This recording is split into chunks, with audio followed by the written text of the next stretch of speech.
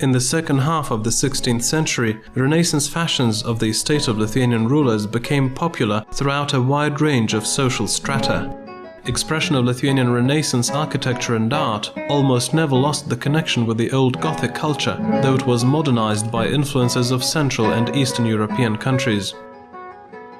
The roofs of buildings, just like during the Gothic-style period, remained pointed, and buttresses still supported the walls. However, stonework of red bricks began to be covered with plaster, and flat walls were made brighter. Old Gothic-style buildings were rebuilt to suit the new tastes of city residents. Most of the examples that remain exhibit Gothic forms and embellishments on the ground floor, and a balance of contents, which is typical of the Renaissance, can be seen above. Architectural, sculptural or painted elements of embellishment, which were still sparse, were incorporated into facades following strict principles of rhythm and the science of architecture. Equally arranged arched and rectangular openings for windows and decorative elements from classical architecture emphasized horizontal divisions, which is characteristic of the Renaissance. Embellishment most often decorated the upper parts of buildings. Shields or pediments that crowned facades were close to the building forms of the Netherlands or northern Poland of that time. It is interesting that Lithuanian pediments in the Mannerism style were quite often decorated with characteristic elements of the local Gothic style, profiled bricks. Such examples remain in the old town of Kaunas. Attics decorated with bifurcated arches and Serliano motifs are typical of the architecture of Vilnius. They protected houses from fires and hid tall span roofs. At the end of the 16th century until the beginning of the 17th century, the harmony of the whole of buildings slowly started to be replaced by forms of less restricted architectural expression. On the pediment of Kaunas Bernardin Monastery, and especially on the main facade of St. Michael's Church, classical forms are matched with elements typical of the Baroque style. Only very few examples of interior furnishings from the Renaissance and Mannerism periods have survived to the present day. The arches in the big altar of St. Michael's Church in Vilnius, the arches of St. George's Church in Kėdainiai, and the big altar of St. Anne's Church in Skaruliai are among such examples. The remaining elements of paint and decoration and the imitations of wooden planking enable us to guess what the whole of the Sharp Weapon Guild in Vilnius on Rūdininkų Street looked like. In addition to the ruler's palace in Vilnius, the Vilnius University complex, which consists of courtyards of different sizes and different configurations, around which school buildings, houses and commercial and industrial buildings are situated, and which was established by the ruler Steponas Batoras in 1579, is most similar to Italian Renaissance architecture. Buildings surrounding the Didysis, Observatoria and Alumnatas courtyards are decorated with multi-story arcades. Their short, thick forms prove that local builders were creative in applying an important element of Renaissance architecture, that is, classical styles. The architecture of Renaissance-style buildings was decorated with sculpted plastic art. Round sculptures were placed in interior niches. The church altars, pulpits, confessionals and benches of founders and monks were decorated not only with statues, but also with embossed carving enriched with multiple colors. Some ornamental carvings in the Mannerism style remain inside the Bernardin Church in Kretinga, St. Lawrence Church in Videniškiai and St. Anne's Church in Skaruliai. Carvings were often designed in rectangles or squares, and separate decorative elements were arranged following the principles of symmetry and the science of architecture. There are not many examples of religious sculptures that have survived. The earliest known example is a sculpture of Holy Virgin Mary with Child from the first quarter of the 16th century, present in the big altar of Alksnienė Church. A sculpture of St. Christopher from a slightly later period, the middle of the 16th century, from Trevečius Church, represents the impact of the Northern European Mannerism. In the 16th century, local painters did not experience the profound influence of Italian painting. This is because Lithuanian rulers paid more attention to innovations of form in architecture, sculpture, textiles and jewelry.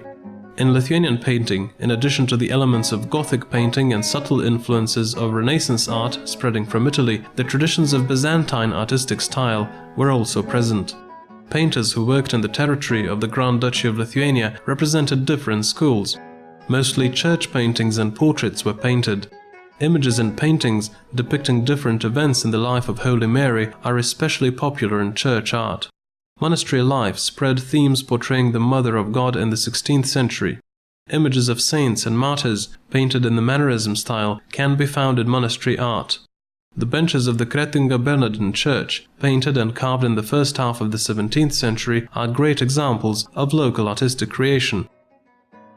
Documents show that the more famous noblemen and the palaces of Vilnius and Samogitian bishops collected portraits. A portrait of Vilnius bishop Duke Povilas Alšėniškis from the 16th century, painted by the Italian artist Giovanni da Monte, as well as a portrait of the Samogitian bishop Merkelis Giedraitis, immortalized by an unknown local artist, have survived until today. Images of monastery elders and benefactors were kept in monasteries, and paintings of founders were hung in respectable places and churches. A few portraits, painted in the Baroque period following old Renaissance examples, also remain. In Lithuania, Renaissance art is related with the Reformation movement, which spread from the 16th century to the beginning of the 17th century. In the domains of well-known Lithuanian noblemen who accepted evangelical Lutheran religion or the Reformation, big churches and printing houses were built. The majority of Reformation printing houses were established in the southeastern lands of the Grand Duchy of Lithuania, Lithuanian Brasta, Nesvyžius, Lask and Lupca. In Zabludov, Grigalius Chodkevičius, the great hetman of the Grand Duchy of Lithuania, established an Orthodox printing house, in which the pioneers of Russian printing, Ivan Fyodorov and Pyotr Mstislavets, worked. Königsberg was another press center.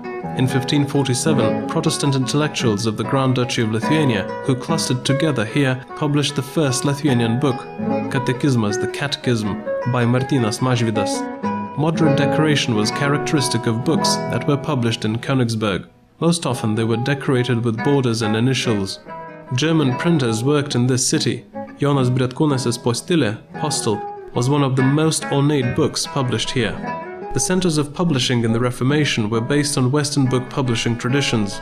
The Radvilos or Lithuanian Brasta Bible, published in 1563, was the most ornate publication of that period. The book is distinguished by its large format, by the large number of Renaissance-style decorative drawings at the beginning and the end of the texts, and by initials and illustrations completed using the woodcut engraving technique. At the end of the 16th century, after the Catholic Reformation became more active, institutional and private printing houses of local residents were established in Vilnius. The Vilnius Jesuit Academy printing house became the biggest publishing center.